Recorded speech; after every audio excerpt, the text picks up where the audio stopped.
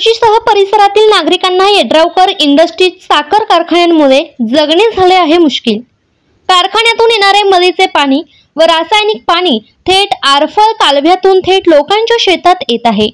यामुळे पिण्याच्या पाण्याचे स्रोत विहीर बोरवेलचे पाणी दूषित झाले असून जनावरे सुद्धा हे पाणी पिण्याच्या लायकीचे नाही व दूषित पाण्यामुळे तुर्ची गावासह परिसरातील जमीन नापीक होत असून यामुळे नागरिकांना गाव सोडून जाण्याची वेळ आलेली आहे व कारखान्यातून येणाऱ्या राखेमुळे द्राक्ष बागायतदार शेतकरी बांधवांवर आत्महत्या करण्याची वेळ आलेली असून हे ताबडतोब थांबवावे असे आम्ही लेखी व तोंडी कारखाना व्यवस्थापनाकडे सांगितले। पण या सर्व उपाययोजना करण्यासाठी आमच्याकडे पैशाची कमतरता आहे असे कारखाना प्रशासनाकडून आम्हाला सांगण्यात आले।